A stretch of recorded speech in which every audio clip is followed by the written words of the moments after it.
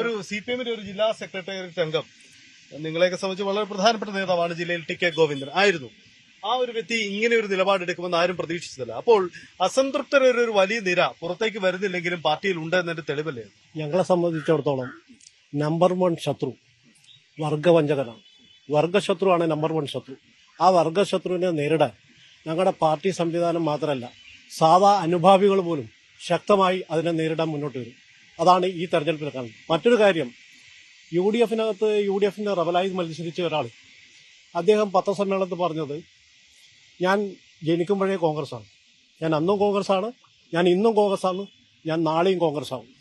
എന്നാൽ UDF-ന്റെ ഇപ്പോഴത്തെ സ്ഥാനാർത്ഥി, ആ സ്ഥാനാർത്ഥി TK ഗോവിന്ദൻ പറയുന്നു, ഞാൻ മുമ്പും കമ്മ്യൂണിസ്റ്റാണ്, ഞാൻ ഇപ്പോഴും കമ്മ്യൂണിസ്റ്റാണ്, ഞാൻ നാളെയും കമ്മ്യൂണിസ്റ്റാവും.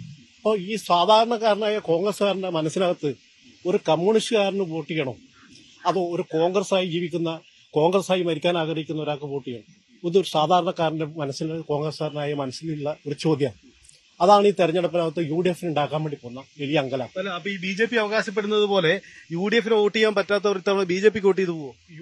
BJP-യുടെ ഒരു ശക്തിയല്ല. BJP ഞങ്ങളൊരു ശക്തിയായിട്ടേ കാണുന്നില്ല. അവർക്ക് അവരുടേതായ ചില പോക്കറ്റിനകത്ത് ചില വോട്ട്. BJP ശക്തിയല്ല, പക്ഷേ രണ്ട് പാർട്ടിയിലും പ്രശ്നങ്ങളുണ്ട്, രണ്ടിടത്തും അസംതൃപ്തരുണ്ട്. അതായത് ഗോവിന്ദനെ പുറത്താക്കിയ അസംതൃപ്തി CPI-ലും കുറച്ചെങ്കിലും ഉണ്ടാകാം, അതുപോലെ കോൺഗ്രസിലും തിരിച്ചുണ്ടാകില്ല. അപ്പൊ അസംതൃപ്തർ ഒന്നിച്ചാൽ അവർ BJP തെരഞ്ഞെടുത്താൽ എന്ത് ചെയ്യും? ഒരു കാലത്തും CPM-ന്റെ ഒരു വോട്ടും BJP-ക്ക് പോകില്ല.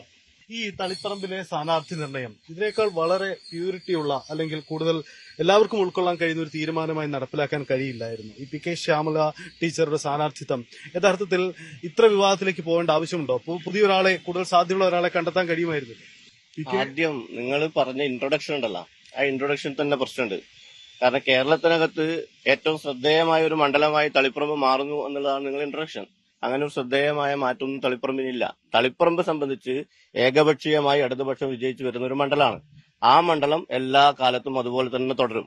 പിന്നെ ശ്യാമള ടീച്ചർക്ക് പകരം മറ്റൊരാളെ വെച്ചുകൂടായിരുന്നു, എന്നാൽ സുതാര്യമാവില്ലായിരുന്നു എന്ന് പറഞ്ഞാൽ ശ്യാമള ടീച്ചർക്ക് അയോഗ്യത എന്നാണ്. പാർട്ടിയെ സംബന്ധിച്ചെന്താണ്, പാർട്ടിയാണ് സ്ഥാനാർത്ഥിയെ പ്രഖ്യാപിക്കുക. പാർട്ടിയെ സ്ഥാനാർത്ഥി പ്രഖ്യാപിച്ചാൽ ആ പാർട്ടി സ്ഥാനാർത്ഥിയുടെ വിജയത്തിനായി പാർട്ടിയുടെ മുഴുവൻ പ്രവർത്തകരും അണിനിരക്കുക എന്നുള്ളതാണ്. ടീച്ചറെ സംബന്ധിച്ച് 1982 മുതൽ പൊതുപ്രവർത്തന രംഗത്ത് വന്നതാണ്. മാഷ കല്യാണം കഴിക്കുന്നതിന് മുമ്പേ പൊതുപ്രവർത്തന രംഗത്തുള്ളതാണ്. DYFI-യുടെയും മഹിളയുടെയും അതുപോലെ SFI-യുടെയും എല്ലാം നേതാവായി പ്രവർത്തിച്ചു വരുന്ന ആളാണ്. അപ്പോ അങ്ങനെ ഒരാൾക്ക് എന്താണ് അയോഗ്യത? അയാൾ മത്സരിക്കാൻ യോഗ്യനല്ല എന്ന് ആരാണ് തീരുമാനിക്കുന്നത്? പാർട്ടി ചർച്ച ചെയ്തെടുത്ത തീരുമാനമാണ് പാർട്ടി സ്ഥാനാർത്ഥി. ആ സ്ഥാനാർത്ഥി എന്തുകൊണ്ടും നമുക്ക് യോഗ്യയാണ്. K. കരുണാകരന്റെ മകൻ K. മുരളീധരൻ രാഷ്ട്രീയത്തിലേക്ക് വരുമ്പോൾ വലിയ വിമർശനം ഉന്നയിച്ച പാർട്ടിയാണ് CPM. അതിനുശേഷം മറ്റ് സോണിയാഗാന്ധിയുടെ, രാജീവ് ഗാന്ധിയുടെ മക്കൾ രാഹുൽ ഗാന്ധിയും പ്രിയങ്ക ഗാന്ധിയും വന്നപ്പോൾ കുറ്റം പറഞ്ഞ പാർട്ടിയാണ് CPM. കഴിഞ്ഞ തവണ CPM-ന്റെ തെരഞ്ഞെടുപ്പ് കാലത്ത് CPM-ന്റെ സംസ്ഥാന സെക്രട്ടറിയുടെ ചുമതല A. വിജയരാഘവനായിരുന്നു. അവിടെ അദ്ദേഹത്തിന്റെ ഭാര്യ എന്ന് മാത്രം പറയേണ്ട, അവർ മുൻ മേയറും ഒക്കെ ആയിരുന്നെങ്കിൽ പോലും ആ കുടുംബത്തിൽ നിന്ന് ഒരാൾക്ക് സീറ്റ് കൊടുക്കുന്നു. ഇപ്പോൾ MV ഗോവിന്ദൻ സംസ്ഥാന സെക്രട്ടറി ആയിരിക്കുമ്പോൾ ആ കുടുംബത്തിൽ നിന്ന് ഒരാൾക്ക് സീറ്റ് കൊടുക്കുന്നു. സ്വാഭാവികമായിട്ട് ആൾക്ക് സംശയം തോന്നില്ല. PK ശ്യാമള CPM ജില്ലാ കമ്മിറ്റി അംഗമാണ്, R. ബിന്ദു മുൻ മേയറും നേതാക്കൾ തന്നെയാണ്. പക്ഷെ അങ്ങനെ കുടുംബത്തിൽ നിന്ന് ആൾ വരുമ്പോൾ അവരുടെ സംശയം സാധാരണക്കാർക്ക് ഉണ്ടാവില്ലേ? അവിടെയാണ് പ്രശ്നം. എന്താ വെച്ചാൽ നമ്മൾ കുടുംബമായിട്ട് തന്നെ കാണാൻ വേണ്ടി സാധിക്കണം. രാഷ്ട്രീയമാണ്. ആ രാഷ്ട്രീയത്തിന്റെ പാരമ്പര്യം ഉൾക്കൊണ്ടുകൊണ്ട് പഴയ കാലത്ത് മുതൽ 10-45 വർഷമായി ഈ നമ്മുടെ രാഷ്ട്രീയ രംഗത്ത് നിറഞ്ഞു നിൽക്കുന്ന ഒരു വ്യക്തിത്വമാണ് ശ്യാമള ടീച്ചർ. അതിനെ സംബന്ധിച്ച് ഏതെങ്കിലും രാഹുൽ ഗാന്ധി വയനാട്ടിൽ നിന്ന് മത്സരിച്ചു പോകുമ്പോൾ പ്രിയങ്ക ഗാന്ധിയെ കൊണ്ടുവന്നതുപോലെയല്ല അത് രണ്ടാണ്. ആ രണ്ട് രീതിയിൽ തന്നെ കാണാൻ വേണ്ടി പറ്റണം. കാരണം ഗോവിന്ദൻ മാറുമ്പോൾ ആ സീറ്റിലേക്കാണ് വരുന്നത്. അതും കൂടെയാണ് സംശയത്തിന്റെ ബലം കൂട്ടുന്നത്. തളിപ്പറമ്പിനെ സംബന്ധിച്ചിടത്തോളം ശ്യാമള ടീച്ചറെ പ്രത്യേകിച്ച് തളിപ്പറമ്പുകാർക്ക് പരിചയപ്പെടുത്തേണ്ട ആവശ്യമില്ല. കാരണം തളിപ്പറമ്പിനകത്ത് മുനിസിപ്പൽ ചെയർമാനായിട്ടും ആന്തൂരിൽ മുനിസിപ്പൽ ചെയർമാനായിട്ടും ഒക്കെ തന്നെ നല്ല പ്രാവീണ്യം തെളിയിച്ച ഒരാളാണ് ശ്യാമള ടീച്ചർ. ഇപ്പം പറഞ്ഞ പോലെ ശ്യാമള ടീച്ചർ ഒരു സുപ്രഭാതത്തിൽ ഈ പാർട്ടിയിലേക്ക് കടന്നു വന്നതല്ല.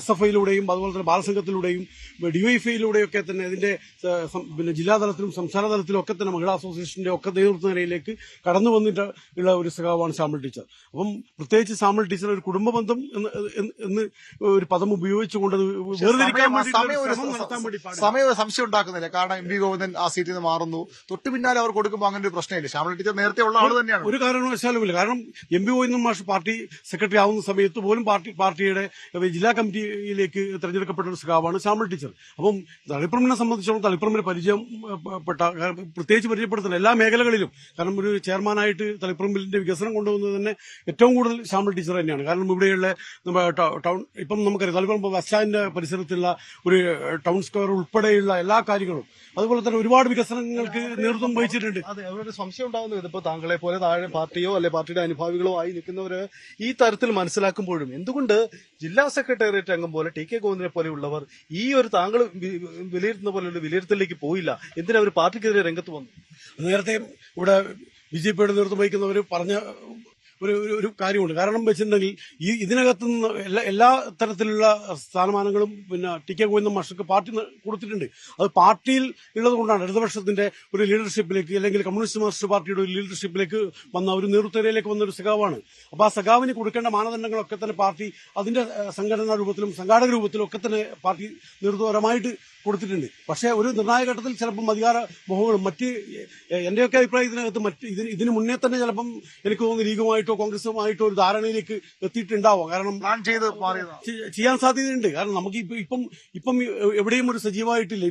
ഇപ്പം ഗോവിന്ദ മാഷ പോലെയുള്ള ഒരാൾ ഒന്നിനും ഇപ്പം സജീവമായിട്ട് ഇപ്പം കാണുന്നില്ല. ഇപ്പൊ ലീഗിന്റെ അടുക്ക മാത്രം, അല്ലെങ്കിൽ ഒതുങ്ങി നിൽക്കുന്ന ചില നേതാക്കന്മാരുടെ പാണക്കാട് അടക്കം പോയിട്ട് സംസാരിക്കുന്ന ഒരു രീതിയാണ് ഇപ്പം കണ്ടുവരുന്നത്. എല്ലാ പാർട്ടിയിലും എല്ലാ കാലത്തും ഇത്തരം ചില വിമത ശബ്ദങ്ങൾ പാലാകാലങ്ങളിൽ ഉണ്ടായിട്ടുണ്ട്. കമ്മ്യൂണിസ്റ്റ് പാർട്ടിയിലും തുടക്കം തൊട്ട് തന്നെ ഉണ്ട് താനും. അപ്പോൾ ഈ നേതൃനിലയിലേക്ക് ആളുകളെ തെരഞ്ഞെടുക്കുമ്പോൾ പാർട്ടി നേതൃത്വം ഒന്നുകൂടി കരുതലാക്കണം എന്നൊരു സൂചന ഈ അനുഭവങ്ങൾക്ക് നമുക്ക് മുന്നിലുണ്ടാക്കും. കാരണം ഈ കൊട്ടാരക്കരയിൽ ഐഷ പോറ്റി, ആലപ്പുഴയിൽ ജി സുധാകരൻ, ഇവിടെ ഗോവിന്ദൻ, പി കെ ശശി, അങ്ങനെ ഒന്നും രണ്ടും പേരല്ല.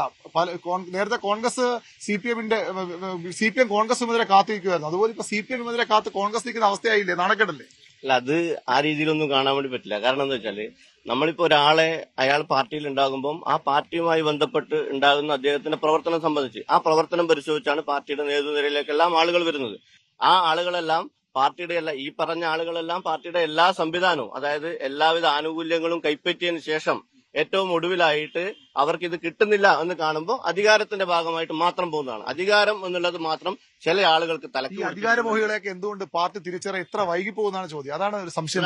ഓരോ ഘട്ടത്തിൽ ചോദ്യം തെറ്റാണ്. കാരണം വെച്ച് ഇതിനു മുന്നേ ഗൗരിയമ്മ ഉൾപ്പെടെ, അല്ലെങ്കിൽ എം പി രാഘവൻ ഉൾപ്പെടെയുള്ള നേതാക്കന്മാർ പാർട്ടിക്കകത്ത് പ്രവർത്തിച്ചതാണ്. പാർട്ടി അത് തിരിച്ചറിഞ്ഞുകൊണ്ട് തന്നെ പാർട്ടിക്കകത്ത് പുറത്തു പോയിട്ടുണ്ട്.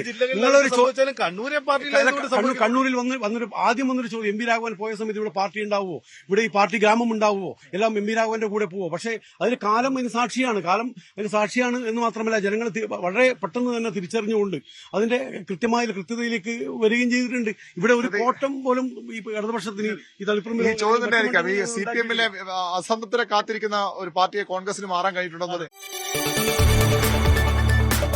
കൂടുതൽ വാർത്തകൾക്ക് News 18 Keralam YouTube channel subscribe ചെയ്യുക.